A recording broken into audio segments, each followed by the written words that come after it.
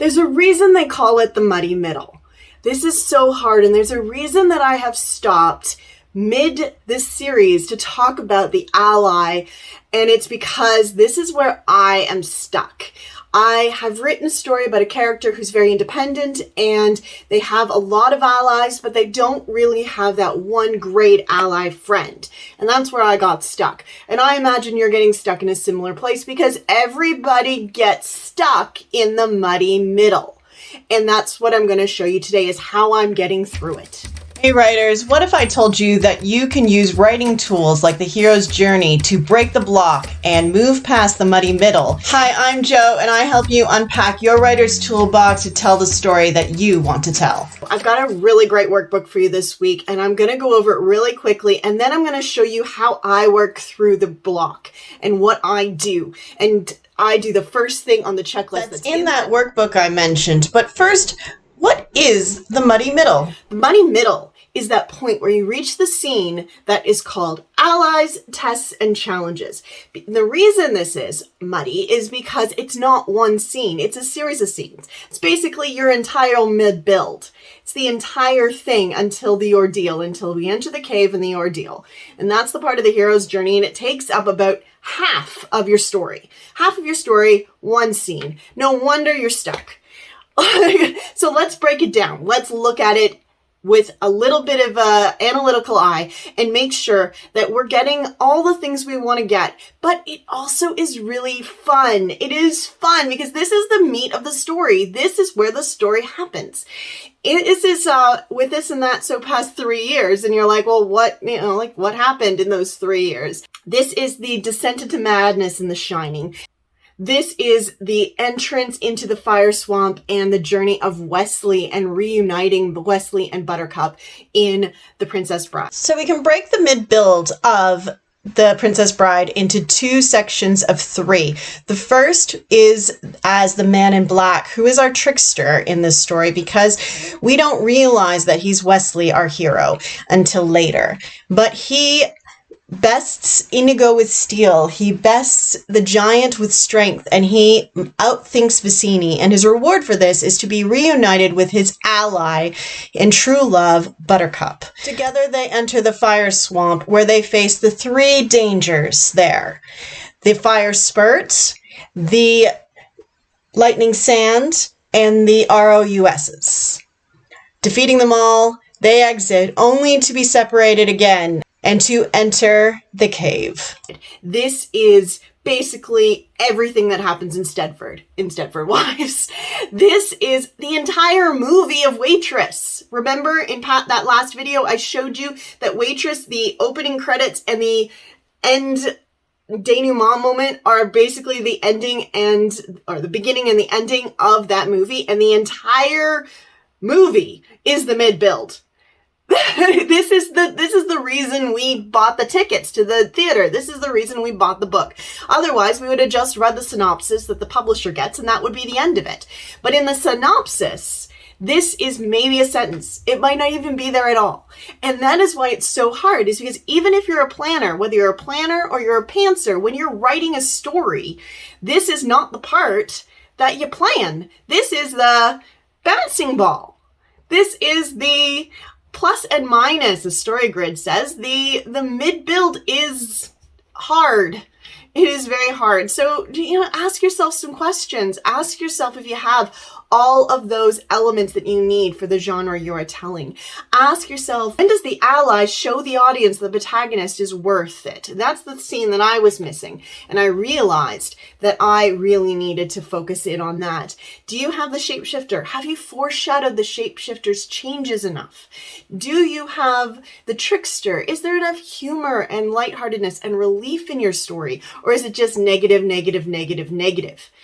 Listen to this clip from StoryGrid. It talks about the mid-build a little bit more, and I found it very helpful. I've already listened to it twice today, and it's my re-listen maybe 100 times. One of the best episodes. Listen to this clip. If you move a scene from a positive charge to a negative charge in your inciting incident, you're going to want to progressively complicate it in the next scene by moving from negative to positive. So things are looking terrible at the end of the inciting incident, And then maybe in your case for your novel, hey, the guy with the bends, he's really feeling a lot better now. Hey, he feels good enough to go, oh, isn't this a relief? He really doesn't have the bends. Everything is going to be good. So that moves from a negative to a positive in the second scene. And then in the third scene, you're going to want to go from positive to negative. He goes back into the water and he has a seizure. Something like that.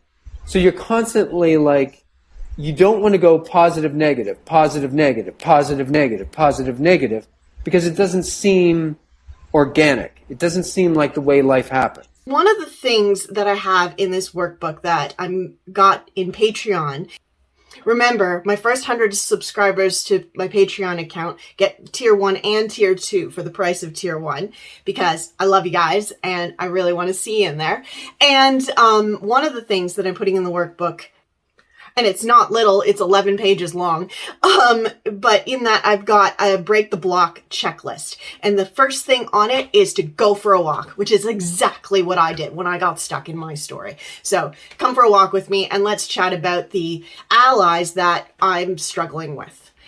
Now, when did the allies show up? Well, the allies show up at the beginning of the mid-build, hence the title of this video. They show up at the beginning of the middle build when the stakes get over. We've crossed the threshold, and now we have a series of allies, enemies, challenges, and tests. And ideally, you want 3. 3 seems to be the magic number of storytelling, but you need at least 1. And you can't get to the next scene, because this is a series of scenes. You can't get to the next scene entering the cave until you've dealt with the test, challenges, and allies. So our hero has 3 friends. The first friend is their ally, is their greatest friend. And this friend, if we're going to write this friend straight ally, they need to bring something to the story that the hero does not. They need to bring something strong and powerful and necessary to the story that the hero doesn't bring. Otherwise they become superfluous and they can be cut. So if you're going to write this character, make sure you write them well and make them good. And so here's some really good examples that I can think of.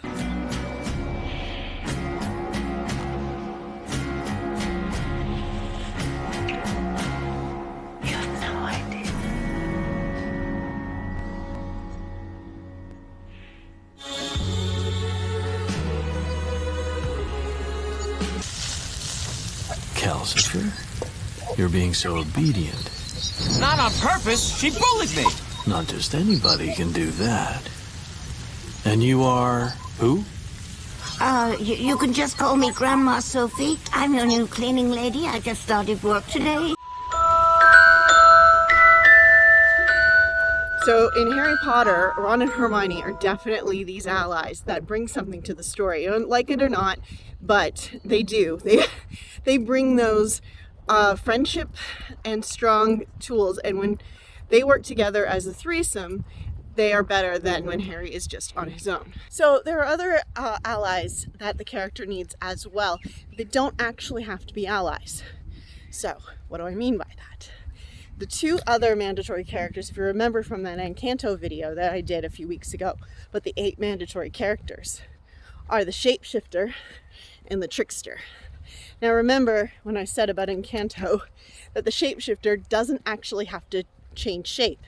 So Camilio is not the Shapeshifter of Encanto, even though he is a Shapeshifter. Confused yet? If you're confused, remember you can download these workbooks where I break this down and I don't talk nearly as fast. And you can also slow me down on YouTube. And you can rewind and go back because these are really important points that are really essential to telling a great story. But remember, like I said in that last video, you can change these up and you can make them play in different parts. And it is your creativity with how to use these tools and these techniques and these quote unquote rules that help your story just be really, really powerful. But if you're missing these 8 essential characters, your audience is not going to be able to say, hey, that was missing the Shapeshifter, or hey, that story was missing the Trickster. They're just going to feel like, oh, you know what? I didn't really like this story. you know, or if their ally didn't bring anything to the plot. Like, oh, I can never remember that guy's name. Why was he even there, you know? That's what they're going to say. They're not going to say, he was missing the Trickster, so it wasn't a good story. They're not going to say that. So you need to know as the writer. Let's get back into it. The shapeshifter, again, doesn't need to actually change shape. Shapeshifter changes sides, changes positions, changes point of view. This could be as simple as making your mentor the shadow, but not necessarily making that known straight front. Because the shapeshifter plays on that whole plot twist, and they betray, or they're a bad guy that turns good. In Encanto, the shapeshifter was Isabella, because we hated her at first because she was a bit of a prima donna, and then we realized that actually she was feeling the pressure as well, just like her sister. And now we love her, and now she's wonderful, and I just love the transformation of that character. Now, Harry Potter, over the course of the story, doesn't really have one shapeshifter, has several. Now, in book 3, we have Sirius Black is the shapeshifter. And funny enough, he's actually a shapeshifter. That doesn't always happen. But in that, we think he's the bad guy. We think he's the antagonist. But he's not. But there's another shapeshifter in book 3. Spoilers, Peter Pettigrew, who appears to be the victim and a rat, but happens to be the rat and the actual antagonist. What? That was really great writing on her part, you know? Like, I know J.K. Rowling is not as popular as she once was, and I don't agree with all her political views that have come to fruition in the last little bit. But the Harry Potter books still stand as a very good example of the hero's journey. But let's move on. Now, the Trickster. The Trickster is there predominantly for comic relief. They're there to give the audience a sense of bemusement and amusement. So Camille actually works as the Trickster in Encanto, as I said in that video. In Lord of the Rings, there are a lot of tricksters. There's a lot of silliness that goes on, which is great in a fantasy. Key one, I think, is poor Neville. He works a little bit as a trickster, especially in those early books, but later on, he becomes the shapeshifter, and he turns into one of the bravest and most noble of the characters. And it's a lovely transition. It happens so gradually, you hardly notice it. So I didn't think of it at first, but I do love that.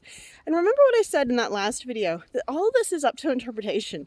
Please argue with me in the comments. I'd love to hear your opinions and what you think. These things are all subject, but what's important is not if I've got it right. What's important is that there's something there. So maybe that's what Rowling had in mind.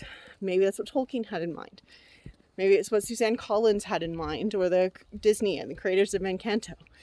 Maybe. Or maybe they had something else in mind entirely. But the thing is, I can find it. If you can't find it, then it's missing, and you won't be able to necessarily pinpoint why the story doesn't work. But it will be because one of these characters is missing. So far, we've talked about the hero in several videos, the mentor, the herald, and the threshold guardian. That's 4. Allies, tricksters, and shapeshifters, which means we only have one mandatory character left. The Shadow! And next week, we're going to be looking at the Shadow and writing a great villain and what that looks like. So don't want to miss that. Hit that like and subscribe button. And as always, keep writing.